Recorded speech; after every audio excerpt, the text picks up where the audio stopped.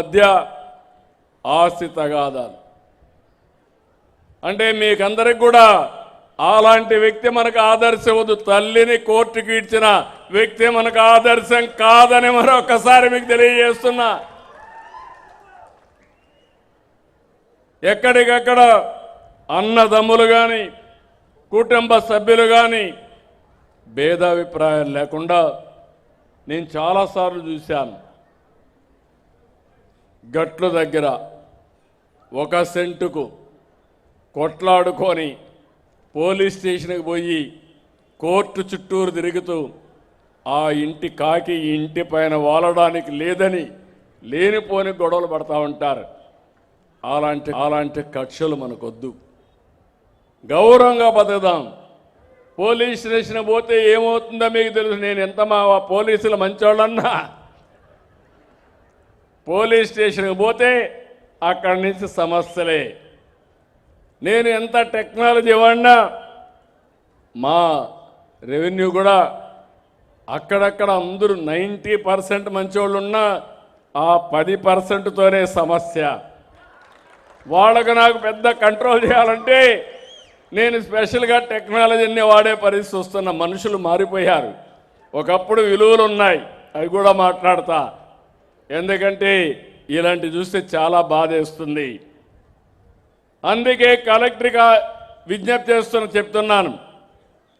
విభేదాలుండే గ్రామాలు ఐడెంటిఫై చేయండి. 4 విజిట్స్ అనే ఒక కార్యక్రమం పెట్టారు నెల్లూరులో. చాలా సక్సెస్ అవుతా ఉంది.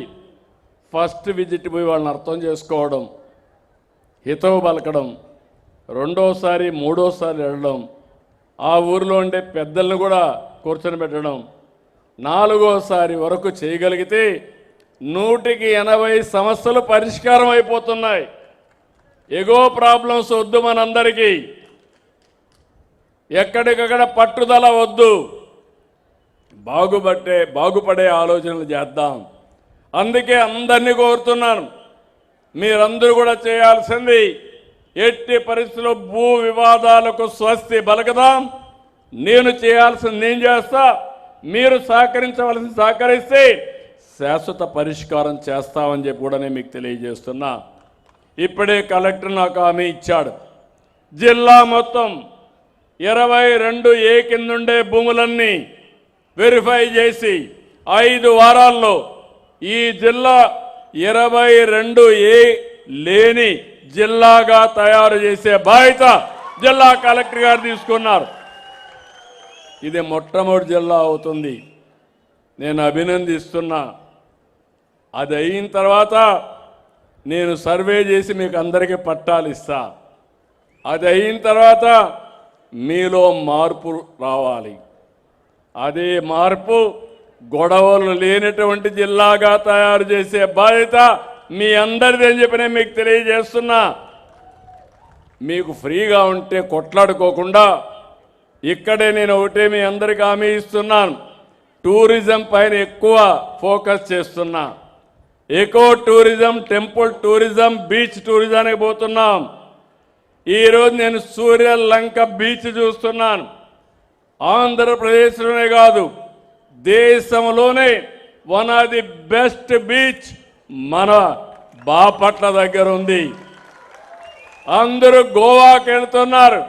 రేపు మొత్తం ప్రపంచం అంతా సూర్యలంకకు వస్తుందని మరొక్కసారి మీ అందరికీ విజ్ఞప్తి చేస్తున్నా. క్లీన్ బీచ్ కూడా సుందరమైన బీచ్. నేను ఎప్పుడో సమైక్య ఆంధ్రప్రదేశ్లో ముఖ్యమంత్రి నాడు ఫుడ్ ఫార్ వర్క్ కింద తీసుకొచ్చి మ్యాంగ్రోవ్ చెట్లేసి మొన్న ఆ ఫోటో చూపిస్తే ఆ ఫోటో చూస్తే నాకు ఎంత ఆనందం అయిందంటే ఇది మన సూర్యలంకలో ఉందా ఎక్కడుందా అని నేనే ఆలోచించే పరిస్థితి వచ్చాను. అలాంటి బ్యూటిఫికేషన్ ఇక్కడ ఉంది. సూర్యలంక బీచ్ని అభివృద్ధి చేస్తాం. ఇంకో పక్క మీ అందరికీ చెప్తాను, దీనివల్ల ఈ ప్రాంతంలో వ్యవసాయమే కాకుండా టూరిజం అభివృద్ధి అవుతుంది, హోటల్స్ వస్తాయి, అదే మరిగా పర్యాటకులు వస్తారు. దీనివల్ల ఉద్యోగాలు ఎక్కువ వస్తాయి, ఆదాయం పెరిగే పరిస్థితి వస్తుంది. దీన్ని కూడా తీసుకొస్తాం. ఇప్పుడే ఇక్కడ చూస్తే సముద్రం నీళ్ళని ఉపయోగించి సీవీడ్ తయారు చేస్తున్నారు. ఇప్పుడే కలెక్టర్ గారు చూపించారు.